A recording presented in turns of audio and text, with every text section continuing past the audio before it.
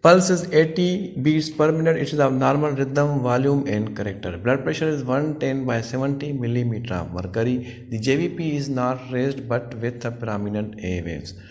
On examination of the pericardium, there is no scar, bulging, or deformity. The apex beat is undisplaced, lies in the fifth intercostal space medial to the mid-clavicular line. It is neither tapping nor heaving in character. There is left parasternal heave and a systolic thrill present at the pulmonary area. On auscultation, the first heard sound is normal and second heard sound is widely spread with a soft pulmonary component. There is also presence of the fourth heard sound. There is an ejection click with a harsh ejection systolic murmur at the pulmonary area.